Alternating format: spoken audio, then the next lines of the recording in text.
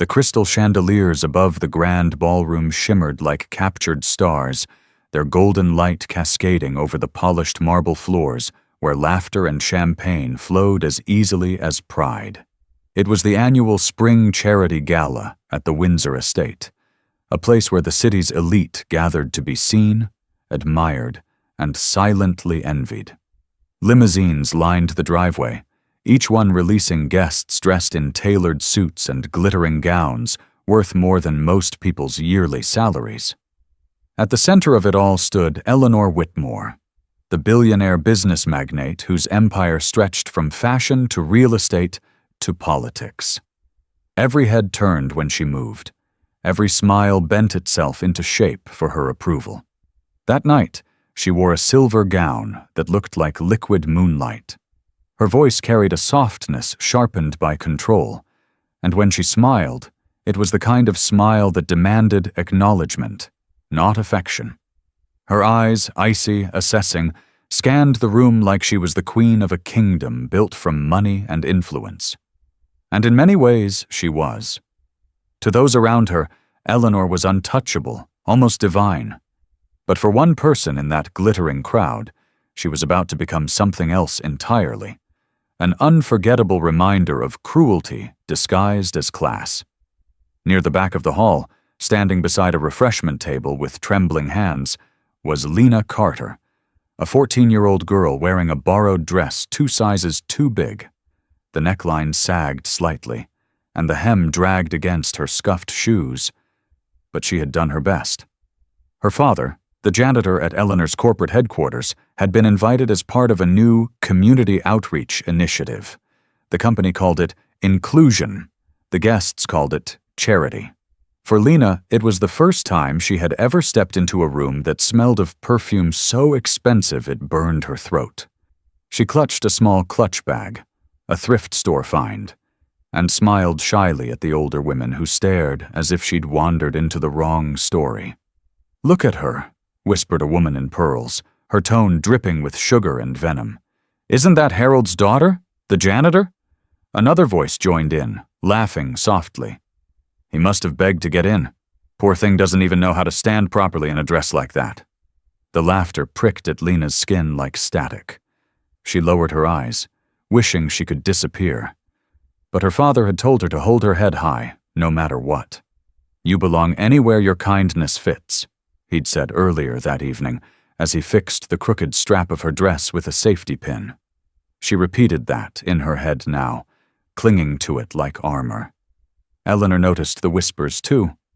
Her perfectly manicured hand lifted a champagne flute as her gaze found the girl near the buffet. There was a momentary flicker of curiosity on her face.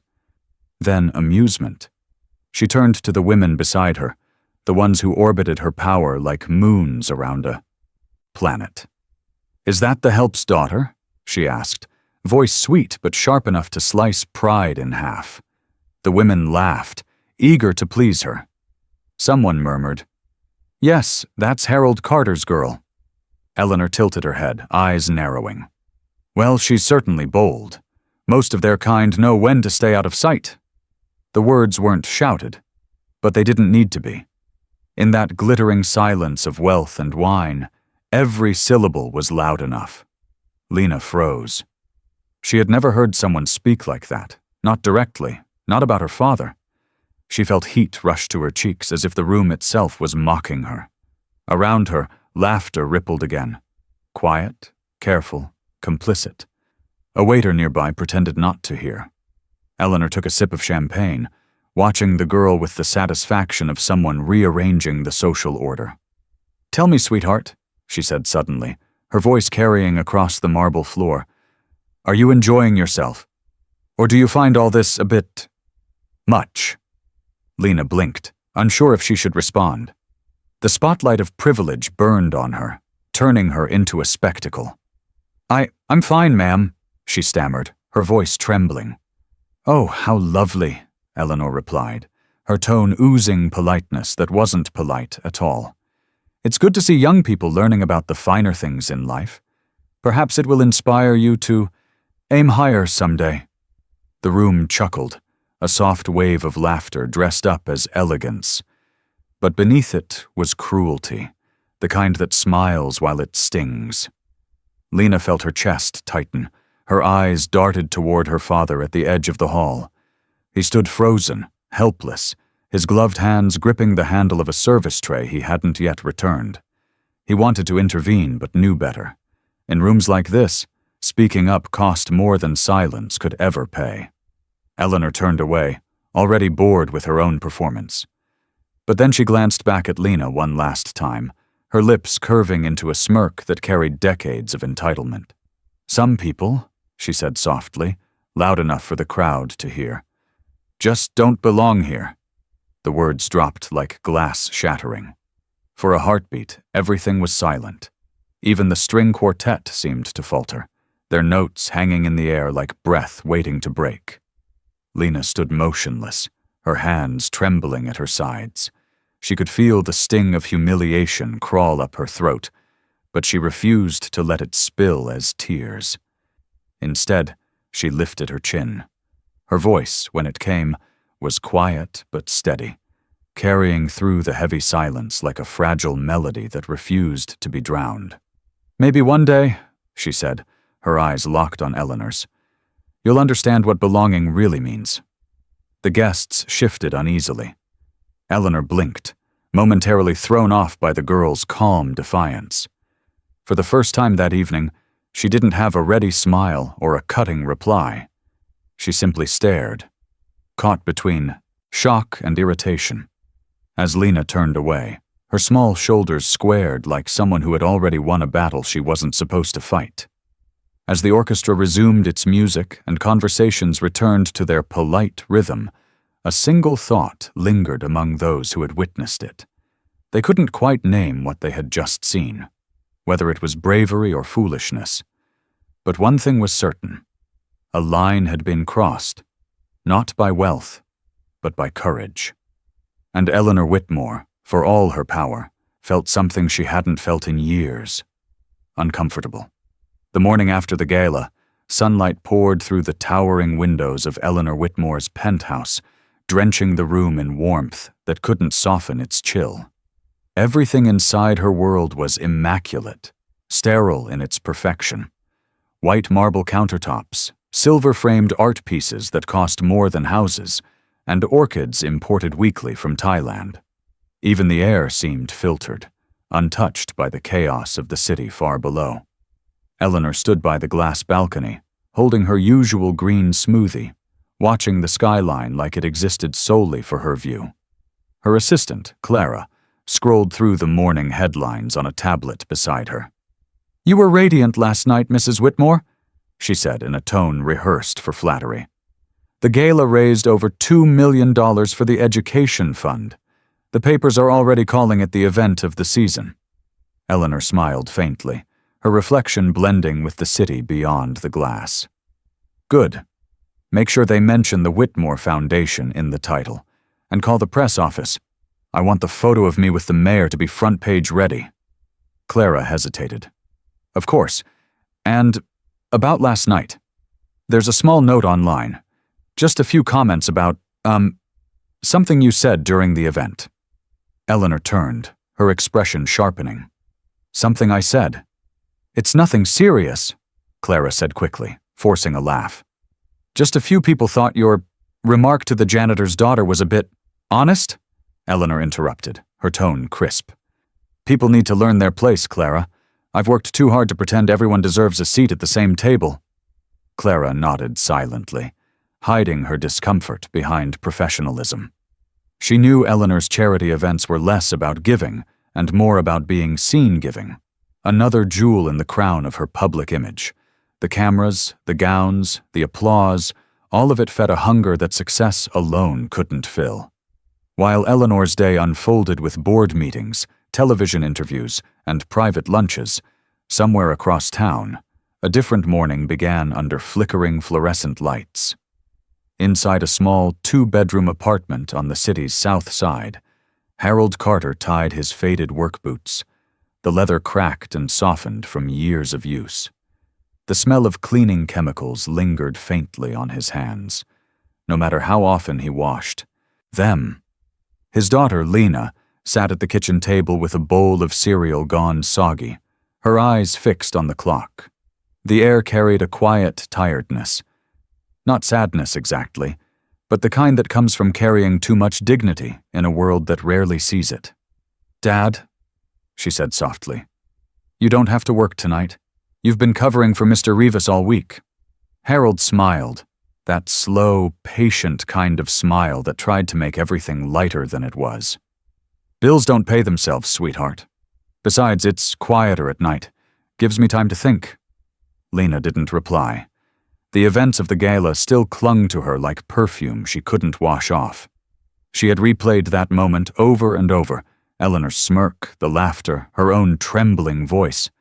It should have made her angry, but instead it made her feel small, invisible in a world that had no room for people like her.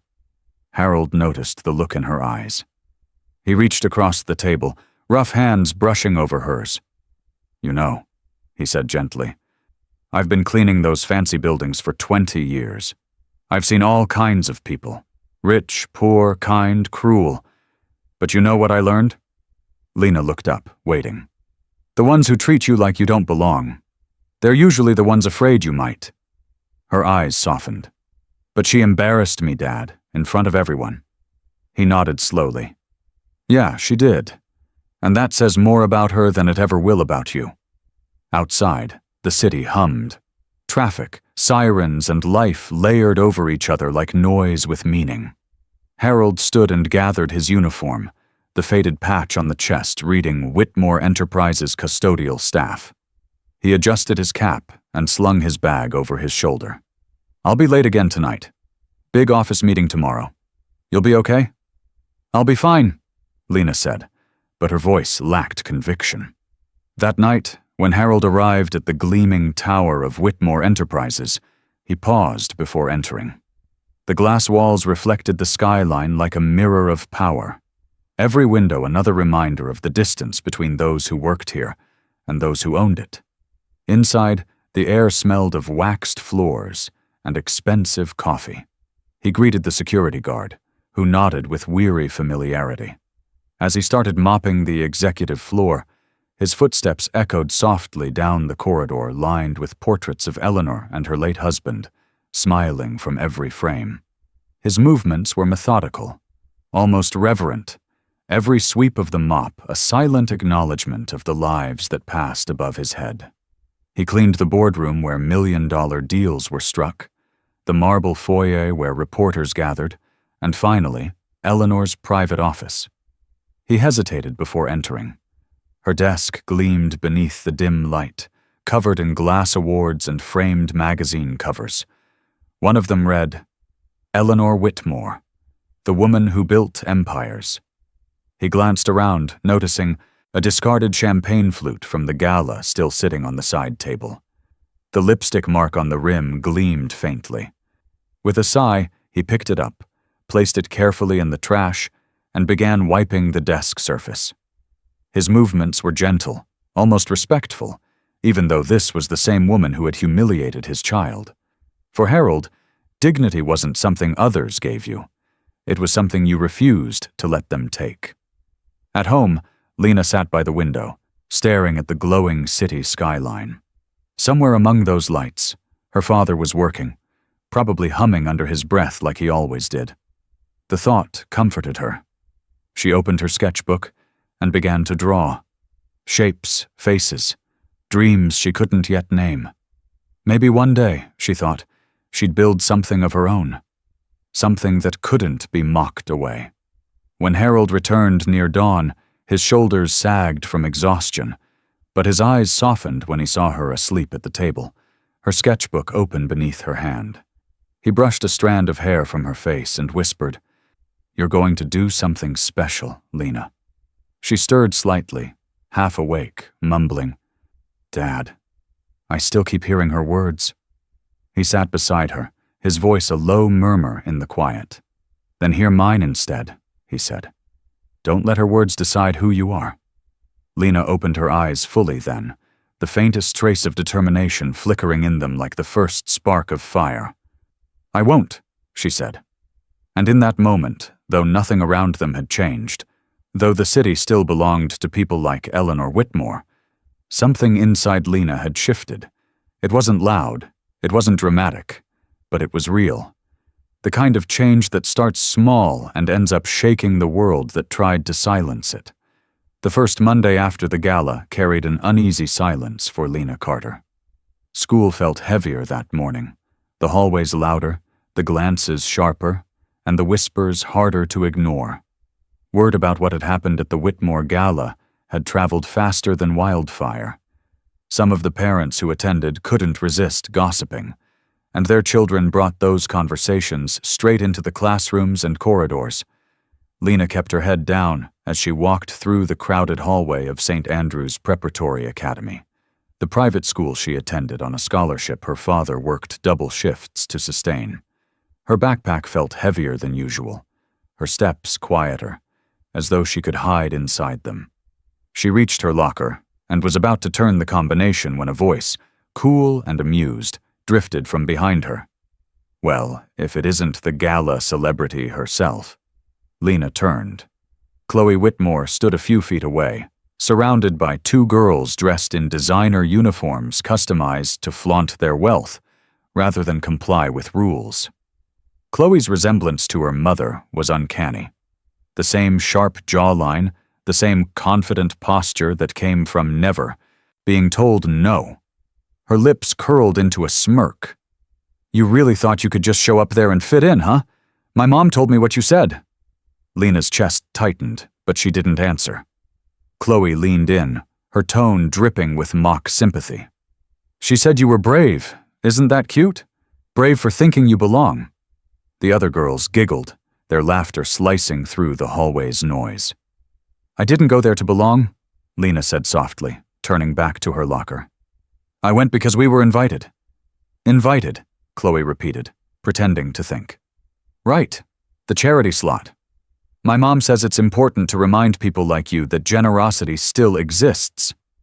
Lena's fingers froze on the locker dial. Every word felt like a sting, not because it was new, but because it came from the same place. Power without empathy.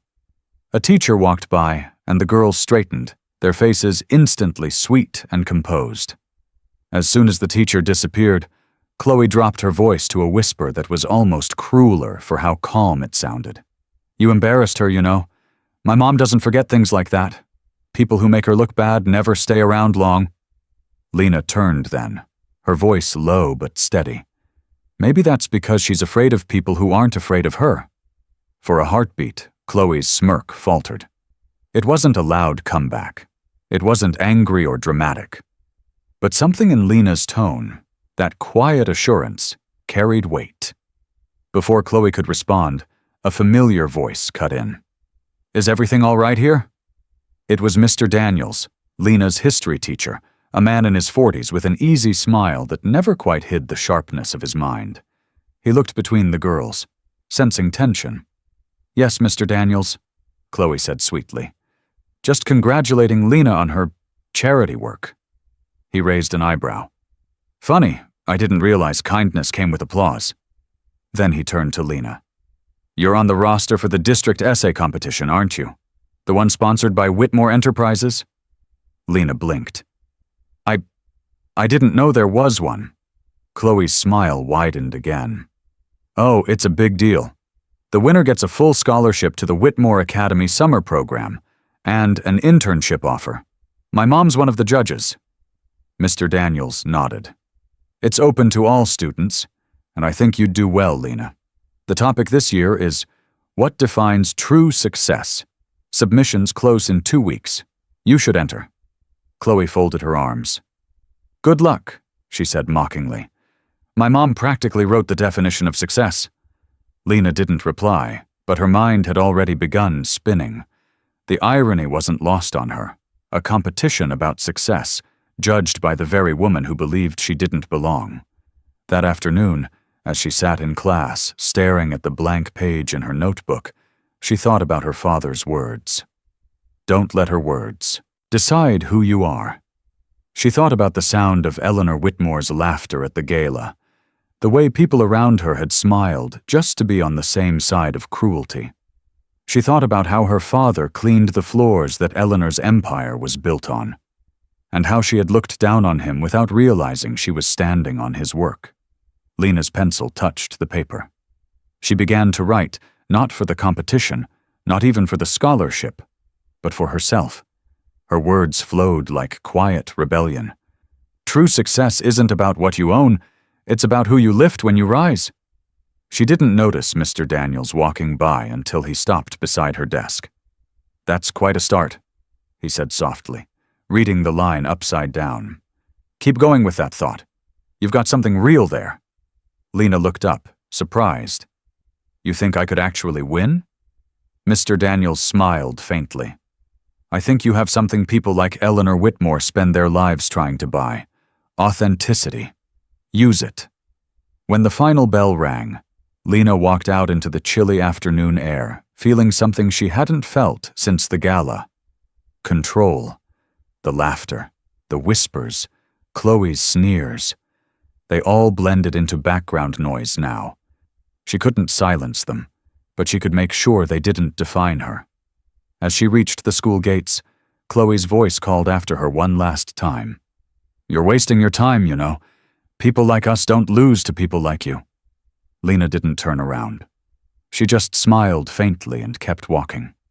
That night, sitting by the window while her father ironed his uniform, she said quietly, "Dad, do you believe people can change what the world expects of them?" He looked at her, sensing the fire behind the question. "Only if they believe it before anyone else does." Lena stared at her open notebook, her words glowing faintly in the lamplight. "Then I guess it's time I prove what I believe." Harold glanced at her reflection in the window, the determination in her young face reminding him of her mother. Stubborn, brave, unstoppable once she made up her mind. "What are you planning, kiddo?" She closed the notebook and met his eyes. "Something even I can't believe yet." The days that followed blurred into a rhythm of quiet determination. School, homework, chores, and then hours spent hunched over her worn-out desk as the city outside whispered its nighttime symphony. While most kids scrolled through their phones or drifted to sleep, Lena Carter stayed awake beneath the weak glow of her desk lamp, scribbling ideas on sheets of paper that kept spilling from her notebook like fragments of a dream she couldn't stop chasing. The essay competition had ignited something in her, not just ambition, but a kind of purpose she hadn't felt before. Yet, as she began writing, her thoughts drifted far beyond the contest. Her father's job, her classmates' sneers, Eleanor, Whitmore's words. They all wove together into a single burning question. What does real success look like? At first, her essay was simple, built from textbook definitions and borrowed phrases, but the more she wrote, the more her voice began to appear between the lines, raw, honest, defiant. She wrote about how her father cleaned floors no one noticed, about how his quiet dignity held more worth than any award ever could. She wrote about people like him who worked unseen, who carried the world on tired shoulders, while others took credit for its shine. Every night, Harold would peek into her room before heading out for his night shift. "Still up?" he'd ask softly. "Almost done?" she'd reply, though both of them knew she wasn't close. He'd smile, resting a calloused hand on her shoulder. "You know, hard work is like polishing marble. It doesn't look like much at first, but one day, it'll shine." Sometimes, when exhaustion hit and her eyelids grew heavy, Lena would imagine her father pushing his mop across the glossy floors of Whitmore Enterprises, the very building that bore the name of the woman who had humiliated them. And that image, strangely enough, didn't fill her with bitterness anymore. It fueled her. She wasn't writing this essay to win a scholarship or to prove anything to Eleanor Whitmore. She was writing it because her father's quiet, invisible life deserved to be seen. Weeks passed, and the submission deadline approached. On the morning of the final day, Lena printed her essay and read it one last time. Her words weren't polished or poetic, but they were real. She slipped the pages into a plain folder, labeled it "The Measure of Success," and handed it to Mr. Daniels after class. He read the title aloud, smiled knowingly, and said, "Whatever happens next, remember, truth doesn't need trophies to matter." 2 weeks later, an announcement echoed through the school auditorium. "Finalists for the National Young Leaders Essay Competition have been selected." Lena's breath caught as names scrolled across the screen at the front. She didn't expect much. When Lena Carter appeared in bold letters near the bottom, her heart stopped. The auditorium erupted with chatter. Chloe turned toward her with disbelief twisting into irritation. "That has to be a mistake," she muttered under her breath. But it wasn't. Lena Carter, janitor's daughter, scholarship student, the girl who didn't belong, had just earned a spot among the top 10 finalists. The prize was no longer just a scholarship. The finalists would be invited to a formal presentation at the Whitmore Foundation headquarters, where each would share their essays before a live audience, including the sponsors and judges. That night, Lena told her father, her voice trembling between joy and nerves. "Dad, they picked me, out of hundreds." Harold froze mid-motion, his cleaning gloves still in his hands. "You're kidding." She shook her head, smiling through tears. "The presentation's next month, at her building." For a moment, neither spoke. Then Harold laughed softly, his pride shining through exhaustion. "Well, I'll be damned. Looks like we're going back to the palace. This time on our own terms." Over the next few weeks, Lena poured herself into preparation. Late nights turned into early mornings. She rehearsed her speech in front of the cracked mirror in their hallway, her reflection catching hints of someone older, braver. Harold would listen whenever he could, nodding along even when she stumbled. "You sound like your mother," he said once. She never backed down from a room full of doubters either. As the presentation day approached, a quiet storm began to gather in another part of the city. Inside her glass-walled office, high above the skyline, Eleanor Whitmore sat across from her assistant, scrolling through the list of finalists for her foundation's competition. Her eyes scanned the names lazily, sons and daughters of CEOs, heirs of donors, familiar surnames she'd seen on invitations and fundraisers, until one name made her pause. Her fingers froze on the screen. Lena Carter. Her lips curved into a slow, deliberate smile, one that didn't reach her eyes. "Well," she said softly, her voice carrying a trace of amusement, "isn't that poetic?" Clara glanced at her. "You know her?" "Oh, yes," Eleanor murmured, her gaze distant but sharp. "We've met." And as the city lights flickered against the glass behind her, that familiar smirk, the same one she'd worn at the gala, returned to her face, colder than ever. The morning of the competition dawned with promise. Lena woke before sunrise, nerves tightening her stomach as she laid out her clothes, a neatly pressed blouse and a plain navy skirt her father had carefully ironed the night before. The air smelled faintly of coffee and determination. Harold hummed softly in the kitchen as he packed her lunch, pretending not to notice how his hands shook. "You sure you're ready for this, kiddo?" he asked with a proud grin. Lena smiled, though her heart was thudding hard enough to echo. "I think so. I've practiced every line 100 times." Harold poured himself coffee, his expression softening. "You're gonna do great, sweetheart. You've already made me prouder than I ever thought I could be." Across town, however, a different kind of morning was unfolding. Inside the sleek boardroom of the Whitmore Foundation, sunlight streamed across the long glass table, illuminating polished smiles and silent agendas. The committee had gathered early to finalize the order of the student presentations and review the shortlisted essays one last time. At the head of the table sat Eleanor Whitmore herself, poised and immaculate, every gesture calculated. She flipped through the printed essays with the detached interest of someone accustomed to choosing who deserved opportunity and who didn't. Her manicured fingers paused briefly on Lena's submission. The title read, "The Measure of Success." Eleanor read the first paragraph slowly, her eyes narrowing. The words were simple, powerful, and painfully familiar. True success isn't built on who stands above you, but on who you refuse to step on to get there. She closed the folder, her expression unreadable. Who shortlisted this? A nervous committee member cleared his throat. That would be Dr. Myers, ma'am. He said it was one of the most heartfelt submissions he's read in years. Eleanor's smile was polite, practiced. Heartfelt is good. But this isn't a creative writing contest, is it? We're rewarding leadership and alignment with the Foundation's values. The room fell quiet. She placed the folder on the table with gentle finality. We're shaping future leaders, not philosophers. Make sure our winners represent excellence and fit the standard. No one dared challenge her. The phrase "fit the standard" had been her subtle language for years, a velvet-wrapped dagger.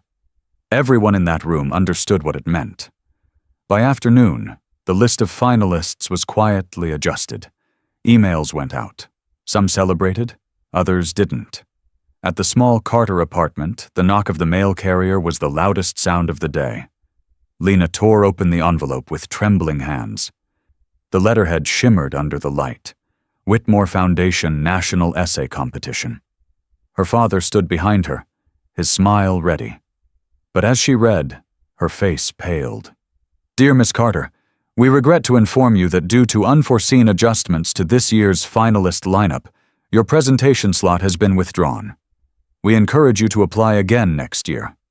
Her eyes froze on the words withdrawn and regret. The rest blurred. Harold's smile faded. What do you mean, withdrawn? You already got selected? She handed him the letter, her throat too tight to speak. He read it twice, disbelief turning into anger. Unforeseen adjustments? He muttered. That's rich. They don't make adjustments. They make excuses. Lena sat down slowly, the paper trembling in her hands. Maybe I wasn't good enough. Maybe they changed their minds. Don't say that, Harold said sharply, then caught himself. His voice softened. You were more than good enough, Lena. This isn't about your essay. It's about her. Lena looked up, confused. Eleanor Whitmore, he said bitterly. You think she doesn't remember what happened at that gala? You think she'd let someone like us stand on her stage, in her building, telling her what real success means? Silence filled the small apartment. Outside, traffic buzzed, oblivious. Inside, hope felt like something fragile that had just cracked. Lena tried to hold her composure, but the weight of injustice pressed hard on her chest. It's not fair, Dad. I worked so hard. Harold nodded slowly. I know. I've seen fair come and go, and most times it doesn't even knock. Tears gathered in her eyes, and her voice broke. Then what's the point of trying if people like her always win? He sat beside her, his voice low but steady. Because trying is the one thing she can't take from you. You keep showing up, Lena. You keep fighting. That's how people like us win. Not in their halls, but in our hearts. But as the hours passed, even Harold's words struggled to mend what had been broken. Lena sat by her window long after dark, the city lights blurring through tears she refused to wipe away. Her essay lay on the table, the title mocking her now. The Measure of Success. She whispered the words under her breath, almost like a prayer. If success means stepping on others, then I don't want it. Harold watched her silently, torn between pride and heartbreak. He wanted to protect her from the world's cruelty, but he also knew this pain would shape her in ways comfort never could. For the next few days, they carried on quietly. Harold at his night shifts, Lena going through school as though she were invisible again. The letter stayed folded in her backpack, a wound she wasn't ready to look at. One evening, as rain tapped against the window and the sound of the city faded beneath it, Harold sat beside her at the table. You know, sweetheart, he said, his voice heavy with weariness, life has a way of circling back. Sometimes the doors that shut on you are just making space for a better one to open. Lena smiled faintly, but didn't answer. She didn't believe it. Not yet. And then, as if summoned by those very words, a knock echoed through their small apartment. 3 firm raps against the door, breaking through the quiet. Harold frowned. Who could that be this late? Lena stood slowly, her heart quickening. The knock came again. Deliberate, insistent. When Harold opened the door, a man in a dark coat stood beneath the flickering hallway light, holding a briefcase embossed with the Whitmore Foundation logo. His expression was serious, almost urgent. "Mr. Carter?" he asked. Harold hesitated. "Yes?" The man nodded. "I'm here about your daughter." For a moment, the hallway outside their apartment felt frozen in time. The man's presence seemed almost unreal against the backdrop of peeling paint and flickering light. He was middle-aged, dressed sharply, but not pretentiously, and carried himself with the quiet confidence of someone accustomed to being listened to. "Mr. Carter," he said again, his voice calm but firm. "I'm Dr. Benjamin Myers, one of the judges from the Whitmore Foundation competition." Lena's breath caught in her throat. "You're one of the judges?" He smiled faintly. "I am. And if you don't mind, I'd like to come in. We need to talk about something rather important." Harold hesitated for a moment, glancing instinctively around the small apartment, wishing he'd tidied up more. But Dr. Myers stepped inside without judgment, his eyes taking in the room with quiet understanding rather than surprise. He set his briefcase down on the kitchen table and clasped his hands. "I owe you both an apology," he began. "Miss Carter, your essay was not only one of the strongest submissions this year, it was also one of the most honest. It struck me deeply. When I saw your name removed from the finalists list, I asked for an explanation. The response I received didn't sit right with me." Lena exchanged a nervous glance with her father. "They said there were adjustments," she murmured. Dr. Myers nodded. "That's what they told the public. But privately, I was informed that certain image concerns influenced the final decision." His tone sharpened slightly. "It doesn't take much to read between the lines." Harold's jaw tightened. "Eleanor Whitmore." Dr. Myers sighed. "Mrs. Whitmore is a powerful woman, yes, but power doesn't make her right. And as much as she dislikes interference, I couldn't in good conscience stay silent. I've seen this sort of thing too many times, talent buried under the weight of influence." He opened his briefcase and pulled out a folder. Lena's essay, printed neatly and marked with a few handwritten notes in the margins. "You see, I kept a copy," he said, sliding it across the table toward her. "This piece deserves to be heard, Miss Carter. The board may have revoked your slot, but as a senior judge, I have the right to request a review. I've already done so." Lena's eyes widened. You can do that?" "I can," he said, "and I did. The committee is divided, but the Foundation's bylaws state that a single senior board member may call for an additional presentation outside the formal program. It's unconventional, but not impossible. I propose that you be allowed to present your essay before the judging panel after the main event." Harold looked stunned. "So you're saying she still has a chance?" Dr. Myers nodded. "A small one, yes, but sometimes that's all it takes." Lena's throat tightened with emotion. "Why are you helping me?" His smile was soft, almost fatherly. "Because truth deserves its moment, even if it comes from an unexpected voice. And because I have a daughter your age. And I'd like to think that if she ever stood where you're standing now, someone would give her the same chance." The silence that followed was heavy but hopeful. Harold reached out, shaking Dr. Myers' hand. "You don't know what this means to us." Dr. Myers squeezed his shoulder gently. "Then make it mean something. Don't let them silence you, Miss Carter. Speak like the world is listening, because this time it will be." After he left, Lena sat motionless at the table, staring at the folder. The air felt different now, alive with possibility. For the first time since that crushing letter, hope didn't feel foolish. It felt earned. Her father sat beside her, still reeling. "You believe this is really happening?" She nodded slowly, gripping the edges of her essay. "I think so. But if I'm doing this, I have to do it right. No fear, no holding back." Harold smiled, pride flickering through the fatigue in his eyes. "Then we do it your way, kiddo." That night, as she prepared her notes again, rewriting her lines, timing her speech, and rehearsing in front of the mirror until her voice cracked. A strange calm settled over her. She was no longer the girl who had been humiliated at a gala. She was someone who had been tested, and was now choosing to rise. Across the city, inside the penthouse office of the Whitmore Foundation, Eleanor sat at her desk, a glass of white wine in hand. The city lights glittered below her, a constellation of power she believed she controlled. Clara, her assistant, entered quietly, holding a printed email.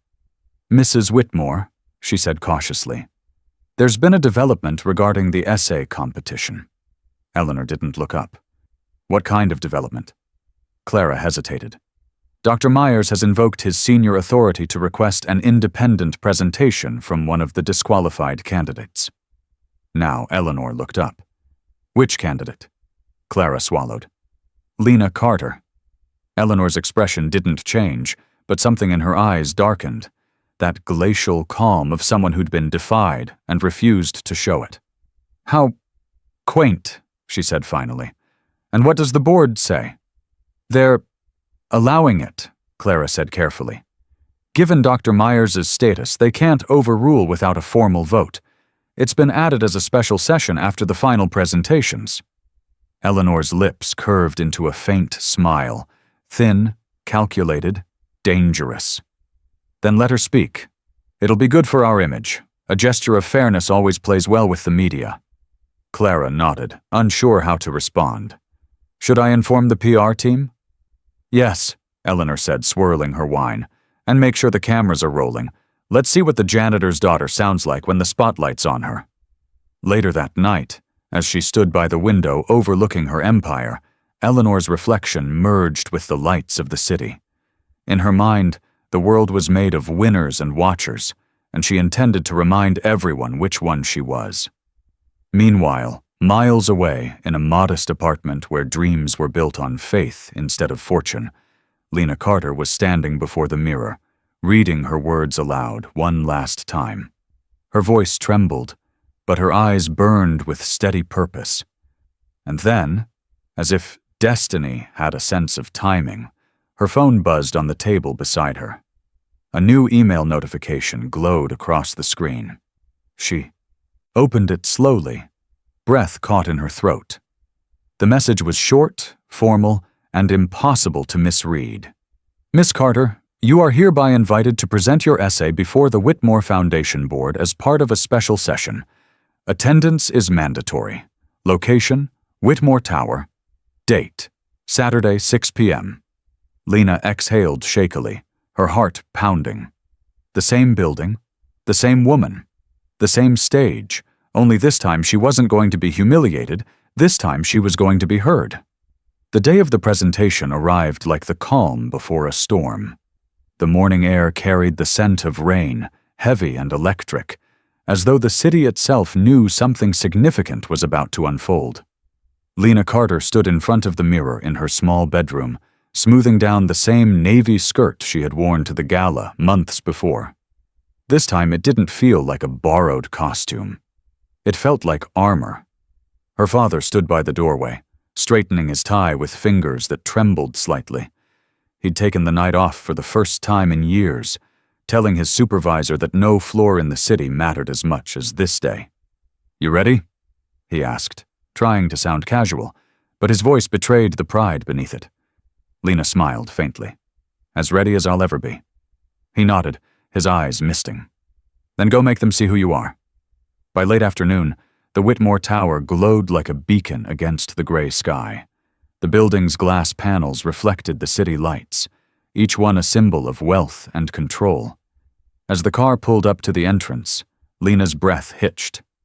She had walked past this building hundreds of times while waiting for her father to finish his shifts, but stepping through its doors now felt entirely different, like crossing into enemy territory with nothing but truth as her weapon. Inside, the atmosphere buzzed with quiet luxury. The main hall was draped in white and gold, the air perfumed and cool. Reporters lingered near the back, cameras ready, while servers in black uniforms floated among the crowd carrying trays of champagne. At the front, a long stage gleamed beneath soft lights. Lena's name was printed on the program, a small font at the very bottom, under the heading Special Presentation. She was the last to speak, an afterthought on paper but a storm waiting to happen. When she entered, a few heads turned, recognizing her not as a finalist but as a curiosity, the janitor's daughter who had once caused a scene at a gala. The whispers started immediately. Is that her? Why would they let her back? Publicity stunt, maybe? Lena kept walking, her chin lifted just high enough to stay steady. At the far end of the hall, seated like royalty, was Eleanor Whitmore herself, draped in an emerald gown and diamonds that caught every glimmer of light. She looked every bit the empress of her empire. Her posture was flawless, her smile carefully constructed, her eyes sharp as ever. When she noticed Lena approaching, a flicker of amusement passed across her face, subtle but unmistakable. Their eyes met. The room seemed to shrink. Eleanor tilted her head, her expression unreadable, then leaned toward a fellow judge and murmured something that made him smirk. She looked back at Lena and offered a slow, deliberate clap. 2, maybe 3, before turning away. It was applause that wasn't applause at all. Dr. Myers, seated beside the panelists, gave Lena a small nod of encouragement. She breathed in deeply, drawing strength from that single gesture. The event began. One by one, students presented their polished essays, eloquent speeches filled with buzzwords about leadership and innovation. The audience applauded politely after each one, though no speech seemed to touch more than surface admiration. And then, finally, it was Lena's turn. When her name was called, she walked to the podium, every step echoing in the vast room. Her hands trembled slightly as she adjusted the microphone. The sea of faces before her, journalists, investors, and high society guests, blurred for a moment, but she steadied herself by glancing toward her father. He was standing in the back, beside a marble column, smiling at her the same way he had when she took her first step as a child, as if even the smallest move forward was something miraculous. She began. At the gala earlier this year, she said softly, someone told me that some people just don't belong. I've spent a lot of time thinking about that, about what belonging means and who gets to decide it. A murmur rippled through the audience. Eleanor's hand tightened around her glass stem, though her expression remained smooth. Success, Lena continued, her voice growing steadier, isn't about titles or money. It's about purpose. It's about the people who build the floors others walk on and never see, the ones who clean, fix, carry, and care, the ones who work invisible but keep the world standing. My father is one of them. The room went utterly silent. He's taught me that dignity doesn't come from power. It comes from perseverance. That real success isn't measured by how high you climb, but by how many people you refuse to step on along the way. Applause began to stir, tentative, but sincere. A few guests nodded. Cameras flashed. But before she could continue, Eleanor's voice sliced through the quiet like a blade wrapped in silk. Touching words, she said loudly, smiling as she rose slightly from her seat. But tell me, dear, are you suggesting that ambition is wrong, that we should all settle for less just to feel noble? The audience shifted uncomfortably. Lena froze for a second, her heartbeat pounding in her ears. Eleanor continued, her tone sweet but laced with condescension. You speak well for your background, truly. But in the real world, ideals don't pay bills. Hard work is admirable, yes, but some of us simply strive for more. Her words dripped with elegance and poison. A few people chuckled softly, unsure which side to take. Dr. Myers frowned, but before he could intervene, Lena raised a hand slightly, not to silence Eleanor, but to steady herself. She inhaled deeply, her voice quiet but clear. I don't think wanting more is wrong, Mrs. Whitmore, she said. I just think it depends on what more means to you.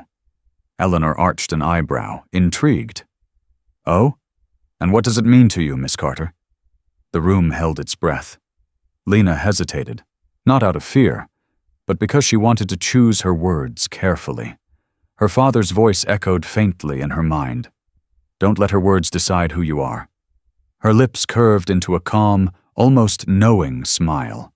Then she looked straight at Eleanor, the same woman who had mocked her, dismissed her, and tried to erase her, and asked the question that would change everything. The room fell into a silence so complete it seemed to absorb sound itself. Every head turned toward the stage, every breath suspended in anticipation. Eleanor Whitmore sat poised like a queen on her throne, the faintest hint of amusement curling her lips, as though she expected the girl before her to crumble under pressure. But Lena Carter didn't flinch. Her hands gripped the edges of the podium, her knuckles pale but steady. She could feel her father's gaze from somewhere in the crowd, not demanding, not fearful, just quietly believing. It steadied her like an anchor. Eleanor leaned back in her chair, her voice dripping with control. "Well, Miss Carter?" she said lightly, as if this were just another exchange for her amusement. "Tell us, what does more mean to you?" Lena exhaled slowly, her pulse thundering in her ears. She knew this was the moment, the one that would either break her or define her. She looked around the hall, her eyes sweeping across polished tables, glimmering jewelry, and expectant faces that had never known hunger, exhaustion, or the bitter taste of invisibility. Then she looked straight at Eleanor. "If my dad cleans your floor every night," she said, her voice calm but resonant, "doesn't that mean he's the reason your shoes shine?" The words hung in the air like a bell's echo. Sharp, clean, impossible to ignore. For a long, breathless moment, nobody moved. The sentence was so simple, yet it struck with the force of truth that shattered pretense. Cameras clicked once, then again, not out of instruction, but reflex, as if even the photographers sensed history unfolding in front of their lenses. Eleanor's expression froze. Her perfectly arranged composure faltered for the first time that evening.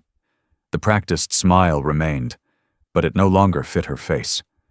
Her eyes, once steady and cold, flickered with something she hadn't felt in years.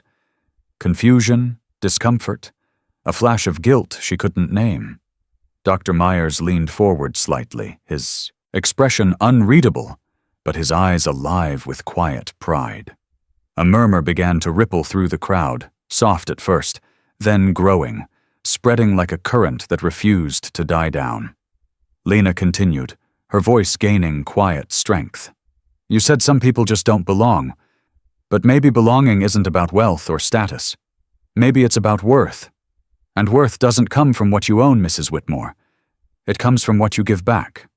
Eleanor's jaw tightened, her fingers curling around the edge of the table. The gem on her ring caught the light, throwing a glint of color across her face.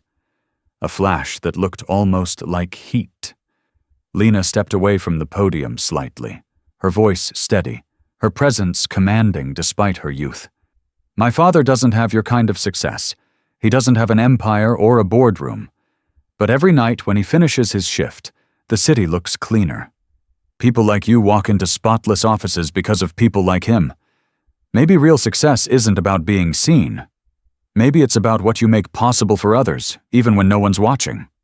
A woman in the audience, a journalist, lowered her camera slowly, her expression softening. Another guest nodded subtly, almost embarrassed by his earlier smirk.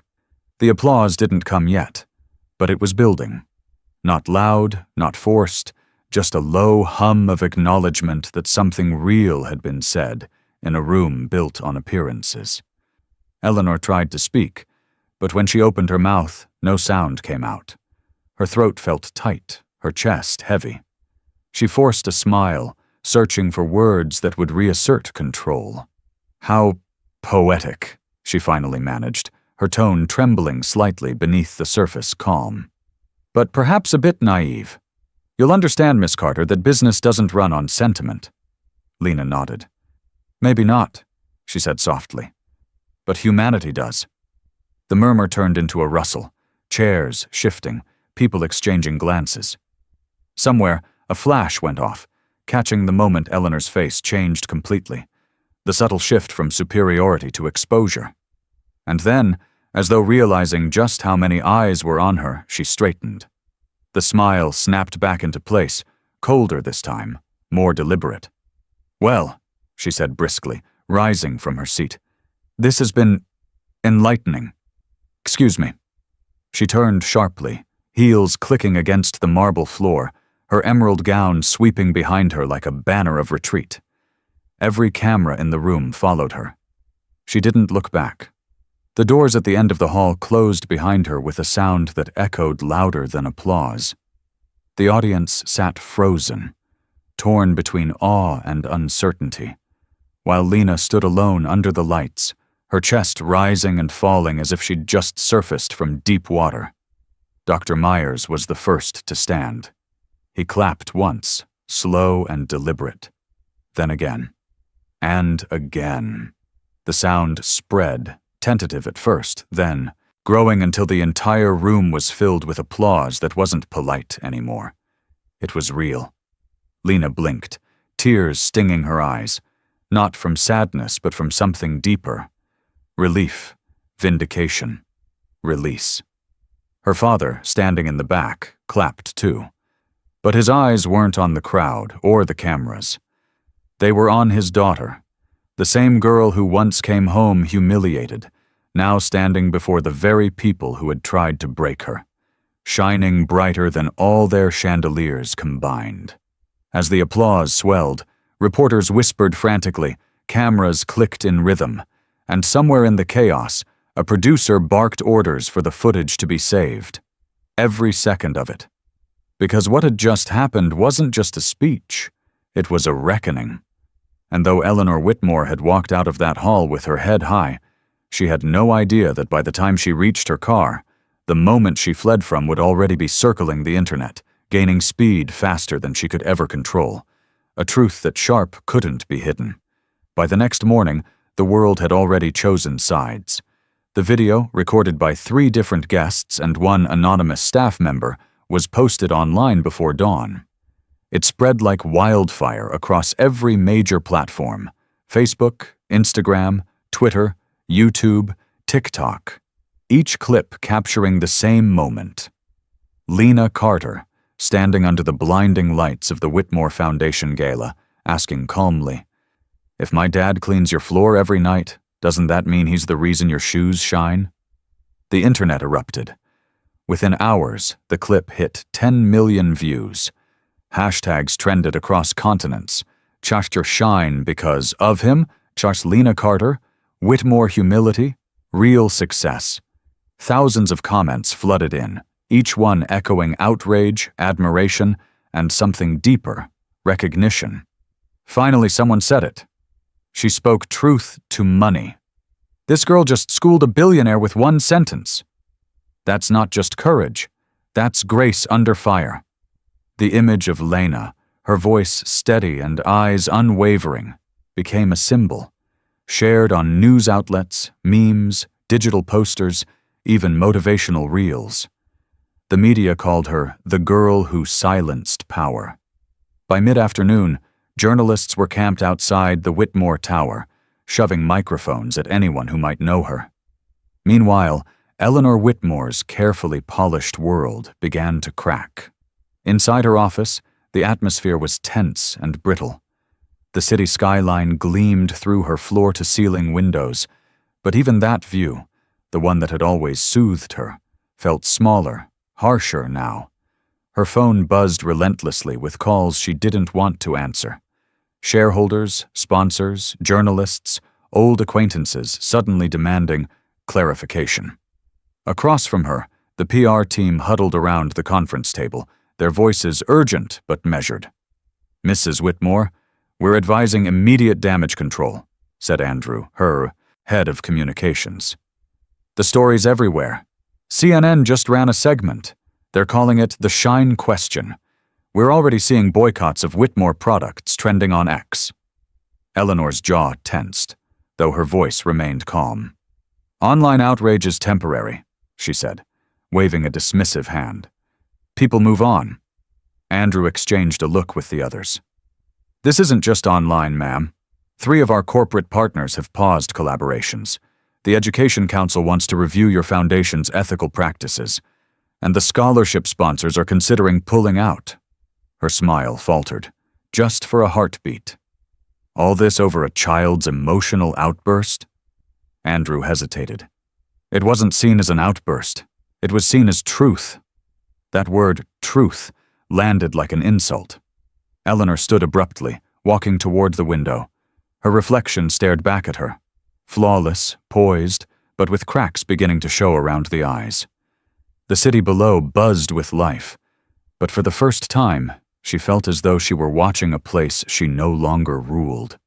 I built this company, she said quietly. Every floor of it. Every success tied to my name. And now I'm being villainized because I spoke honestly? Andrew kept his tone careful. Because you were recorded dismissing a janitor's child at a public event. The optics, ma'am, are unforgiving.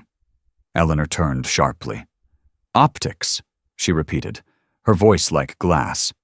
That's all this is? Optics. I've done more for charity than any of those people watching from their screens. Yes, ma'am, Andrew said, choosing his words slowly. But the public doesn't see generosity, they see arrogance, and right now perception is truth. Her eyes flashed. Then change it. The team exchanged uneasy glances. A younger member spoke hesitantly. The best way to de-escalate would be to release a formal statement. An apology, maybe. Something that acknowledges what happened. The word apology hung in the air like smoke. Eleanor's face hardened. No. Ma'am. I said no, she repeated, her tone like a door slamming. I will not apologize to a child for speaking the truth. This culture of pandering to emotion is what's ruining dignity in leadership. If people can't tell the difference between rudeness and realism, that's their problem. The silence that followed was deafening. Andrew exhaled quietly, already knowing the headlines that would follow. Mrs. Whitmore, he said, refusing to apologize could make things worse. The board's meeting tonight to discuss your public response. If you don't act, they might. Her chin lifted, her defiance icy. Let them. They owe their careers to me. But when they left her office, one by one, their faces reflected what she refused to admit. The empire was slipping, piece by piece. By evening, major news outlets were running special reports. Analysts dissected her history, commentators debated her arrogance, and social media amplified every second of her silence. Meanwhile, Lena's life had turned into something surreal. Their tiny apartment buzzed with noise, reporters knocking on the door, interview requests flooding her inbox, messages from strangers calling her brave, inspiring, extraordinary. She didn't feel any of those things. She still felt like the same girl who once hid behind a table at a gala, trying not to be noticed. Her father, however, looked at her differently now, not because she'd gone viral, but because she'd found her voice. You changed something out there, he said softly, watching her scroll through the endless wave of posts. You made people listen. Lena smiled faintly. I didn't mean to, I just wanted her to see. And she did, Harold replied. The whole world did. Still, the attention overwhelmed her. She turned off her phone and stared out the window. The city lights seemed closer somehow, brighter, not because they had changed, but because she finally believed she belonged among them. At the same time, across the city, Eleanor sat alone in her penthouse, television screens reflecting her own downfall. Every channel showed the same clip. Her frozen expression, the audience's silence, the girl's question. If my dad cleans your floor every night, doesn't that mean he's the reason your shoes shine? Over and over, it played, and with each repetition, the world she had built from control and superiority began to crumble beneath her. Her company's social media pages were flooded with comments demanding accountability. Influencers called her the face of modern arrogance. A late-night host joked, apparently, Eleanor Whitmore can polish her image, but not her conscience. She muted the screen. For the first time in years, the silence in her home wasn't peaceful. It was oppressive. She walked to the balcony, staring at the city she'd once owned, and wondered when exactly she'd lost touch with the ground beneath her success. The next morning, her PR team returned, faces pale with exhaustion. "Ma'am," Andrew said, voice tight, "the board has voted to release an official statement. They want it signed under your name. It's an apology. It acknowledges the incident, praises Miss Carter's courage, and reaffirms your foundation's commitment to equality." Eleanor's fingers tightened on the desk's edge. "You already wrote it?" "Yes," he said. "It's waiting for your approval. If you refuse again, they'll move to remove you from the foundation board. Your investors are getting nervous." She looked down at the document, the words carefully crafted, the tone repentant. It was everything the public wanted to hear, but nothing she believed. Slowly, she set the paper down and met his eyes. "I built Whitmore from nothing," she said quietly. "I won't grovel to save it." Andrew swallowed hard. "Then you'll lose it." Eleanor's expression didn't change. "Better to lose it standing than keep it kneeling." Her voice was calm, but underneath it was something desperate, not strength anymore, but fear disguised as pride. Outside, the city roared with her name. Inside, her empire teetered. And as she refused the one apology that could have saved her, the world outside prepared to turn its back completely. The fall of Eleanor Whitmore began quietly, not with scandal or spectacle, but with silence. The kind of silence that follows when doors stop opening, phones stop ringing, and allies begin choosing absence over loyalty. It started with the Whitmore Foundation's sponsors. One by one, they issued carefully worded statements about realigning partnerships and evaluating leadership ethics. Her name disappeared from press releases, her photo replaced by neutral placeholders. The gala committees that once begged for her presence suddenly found excuses not to invite her. Board members who had once toasted to her genius now whispered in corridors about the need for renewal, and the market noticed. By the end of the week, Whitmore Holdings stock had fallen 12%, then 20%, then 30%. The empire she'd built over decades, brick by deal, dollar by reputation, began to crack in the space of 10 days. In her penthouse office, Eleanor sat alone as the numbers slid red across her screen. She had tried to call a few old friends, investors, CEOs, journalists, but none picked up. Each unanswered call echoed like a reminder that her influence had been conditional, dependent on fear and fascination, not respect. "Mrs. Whitmore," Andrew said quietly one afternoon, standing by the door, "the board has voted to remove you as the face of the foundation. They're appointing Dr. Myers as interim chair." Eleanor didn't look up. She just stared at the numbers scrolling across her monitor, her empire bleeding value in real time. "I see," she said flatly. "There's one more thing," he continued. "The Whitmore Award. It went ahead despite everything. The committee made their final decision this morning." She turned slowly, her voice distant. "And?" He hesitated, then handed her a sealed envelope. "They wanted you to see it before it goes public." Eleanor opened it. Her eyes skimmed the first line, then stopped. "Congratulations to Lena Carter, recipient of the 2025 Whitmore Foundation Award for Leadership Through Integrity." For the first time in days, Eleanor's expression changed. Not anger, not disbelief, but something closer to ache. A hollow feeling opened inside her chest as she read the name again. Lena Carter. The very girl she had tried to silence now carried her name on an award that would define a new legacy. Not hers. She closed the letter quietly, setting it on the table. Andrew lingered in the doorway, unsure whether to speak. "Ma'am, the board would appreciate a statement of goodwill. Something simple, congratulatory, even if you don't—" She raised a hand. "That will be all, Andrew." He nodded, hesitated, then left without another word. When the door closed, Eleanor leaned back in her chair and stared at the city below. The view was still breathtaking, skyscrapers glittering against the evening sky, streets pulsing with light. But for the first time, it looked far away, distant, unreachable. She had spent her entire life climbing, pushing, proving, dominating. And now, at the height of it all, she felt smaller than she ever had before. The wealth, the power, the applause, none of it filled the silence in her chest.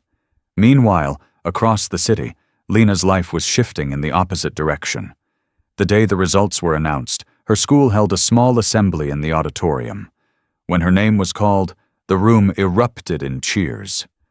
Mr. Daniels clapped the loudest, shouting her name over the noise. Reporters filled the back rows, their cameras flashing as she stepped onto the stage to accept her award. The certificate gleamed under the lights. The Whitmore Foundation Award for Leadership Through Integrity. Her father stood at the back, his uniform freshly washed, his eyes glassy with pride. She could see him mouthing the words, "You did it, sweetheart." But Lena didn't smile out of triumph. She smiled out of peace. She hadn't written that essay to win, she'd written it to be heard. And somehow that truth had carried her further than ambition ever could. After the ceremony, when the crowd dispersed and the cameras stopped flashing, she found a quiet corner by the school garden where her father waited. He handed her a small paper bag. Inside was a single chocolate bar, the kind she used to ask for as a kid when times were better.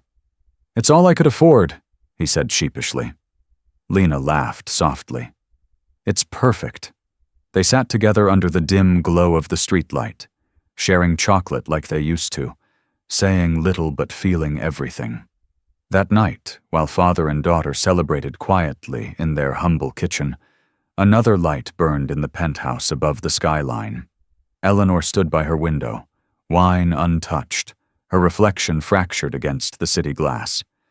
For years, she had measured herself by what she owned, her buildings, her bank accounts, her influence. Now, stripped of applause, she realized how fragile it all was. The city she once ruled didn't need her to shine. It glowed just fine without her. Her thoughts drifted to Lena's words. "If my dad cleans your floor every night, doesn't that mean he's the reason your shoes shine?" For the first time, she heard the question not as an insult, but as truth. A truth she had built her life pretending didn't exist. The memory gnawed at her.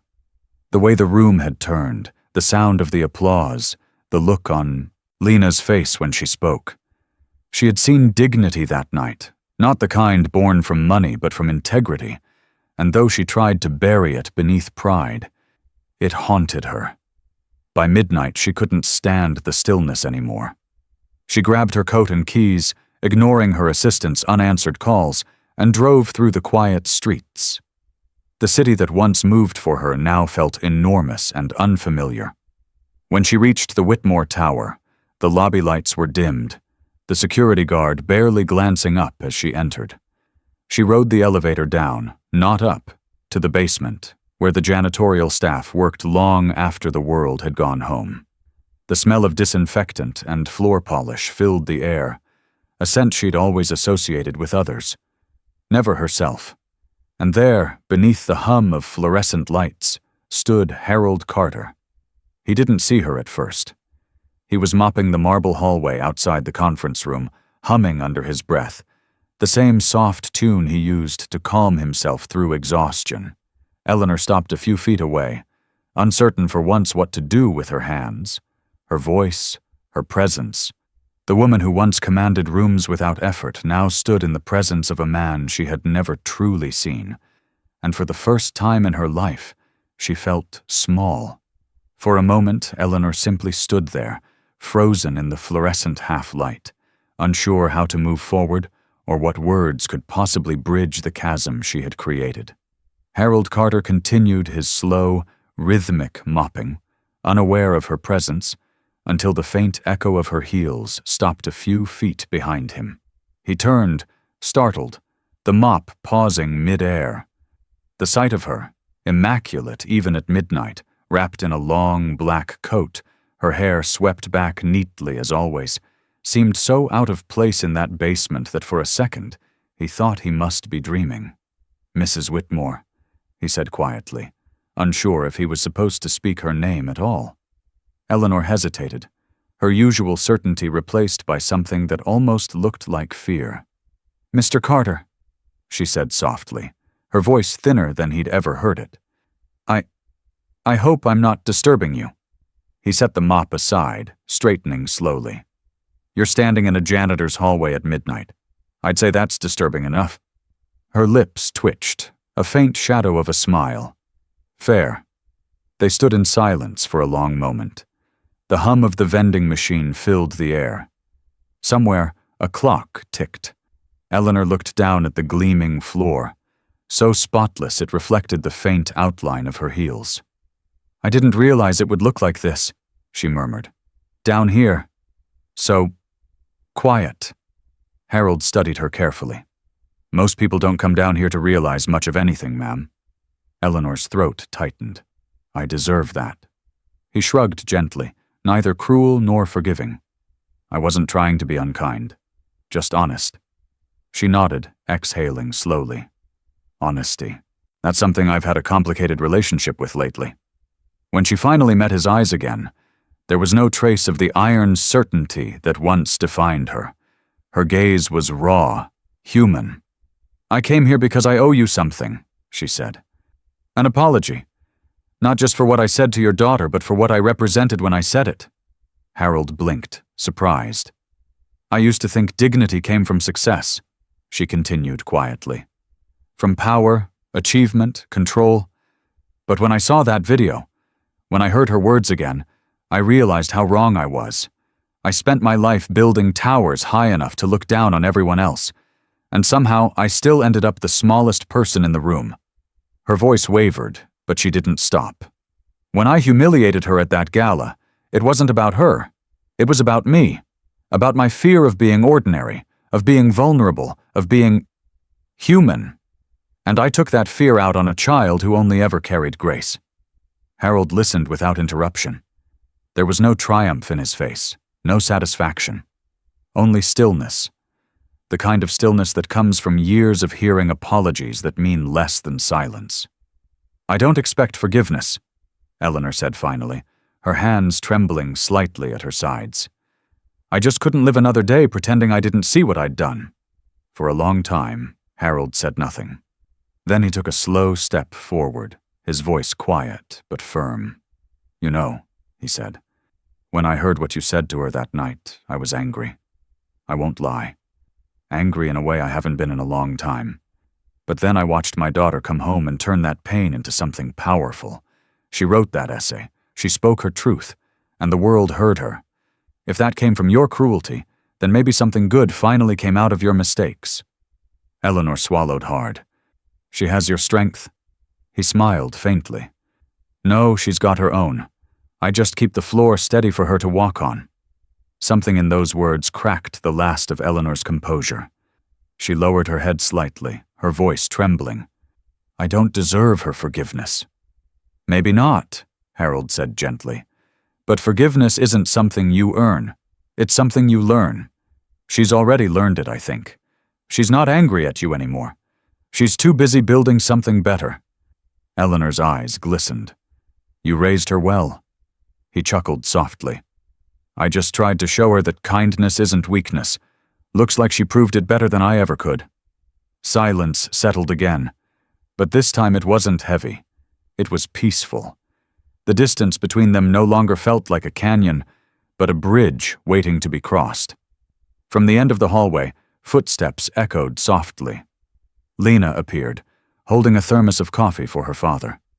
She froze when she saw Eleanor, her eyes widening. "Mrs. Whitmore," she said, her voice cautious but not cold. Eleanor turned, her posture straightening instinctively before softening again. "Lena," she said quietly, almost reverently, "you probably have no reason to want to see me, but I wanted to see you."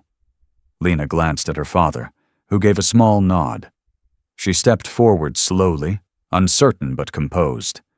You didn't have to come here. I did, Eleanor replied, because I've spent my life teaching people what success looks like, and you reminded me what it feels like. I needed to thank you for that. Lena's eyes softened. I didn't mean to embarrass you. Eleanor smiled faintly, tears threatening to break. You didn't embarrass me, Lena. You exposed me, and I needed it. For the first time since the gala, all three of them stood in the same space, not as a billionaire, a janitor, and his daughter, but as people stripped bare of titles and pride. I've lost a lot these past few weeks, Eleanor said, turning to Harold. My reputation, my company, my so-called friends. But standing here now, I realize I never really had anything worth keeping. I've built glass walls around my life. And when they finally cracked, I saw through them. Harold nodded slowly. Sometimes it takes losing everything to notice what was missing. Eleanor smiled faintly through tears. You're wiser than anyone I've ever met. He shrugged. Comes with a mop and a few decades of watching people rush past what really matters. Lena placed her hand gently on her father's arm, watching Eleanor with a quiet understanding far beyond her years. For her, this moment wasn't about victory. It was about closure. The woman who once made her feel invisible now stood humbled before her. And that was enough. Eleanor took a shaky breath. Mr. Carter, Lena, I want to make something right. Not for the cameras, not for the world. For you. Harold frowned slightly. What do you mean? She reached into her coat pocket and pulled out a folded document, the edges creased from being handled too often. I want to start a scholarship, she said, for students who come from working-class families, kids like Lena. It'll be called the Carter Scholarship for Integrity and Opportunity. I'll fund it myself, and it'll run under the Foundation's new leadership. No PR, no press releases, just opportunity. Lena's breath caught. Harold looked stunned. You'd do that? Eleanor nodded slowly. I need to. Because for the first time in my life, I don't want to be remembered for what I built. I want to be remembered for what I finally understood. The three of them stood in silence, the kind that feels like the closing of a long, painful chapter. And then, after a pause, Eleanor spoke again, her voice quiet but certain. But that's not all, she said. There's something else I'd like to offer, something that could change both our lives. The night after Eleanor Whitmore's visit to the janitor's basement, something shifted quietly in the city, not in the stock market or the headlines, but in the spaces where stories become legacies. The woman who had once measured her worth in skyscrapers and signatures began to dismantle the illusion she had lived inside for decades. A week later, the world learned of a new initiative announced by the Whitmore Foundation's restructured board, the Carter Scholarship for Integrity and Opportunity. The press release was simple, devoid of the grandeur Eleanor once insisted upon. It named the scholarship in honor of Lena Carter, a young woman whose courage, humility, and conviction inspired a commitment to fairness and education. What stunned the media most wasn't the amount Eleanor donated, though it was significant, but the fact that she refused to attend the press conference. She issued no statement, posed for no cameras, and signed no interviews. She had built empires in front of flashing lights, but now she wanted to rebuild her soul in silence. At the same time, in a small apartment on the south side of the city, the Carter family watched the televised announcement with quiet disbelief. Harold sat on the couch in his work uniform, the mop leaning against the wall beside him, while Lena held the remote in her hand, as if afraid the news might vanish if she blinked. They named it after me, she whispered, her voice trembling. Dad, they actually named it after me. Harold chuckled softly, rubbing his eyes. Looks like you're famous again, sweetheart, but this time for all the right reasons. Lena shook her head, still trying to grasp it. I don't care about the fame. I just can't believe she did that. She's trying to make it right, he said quietly.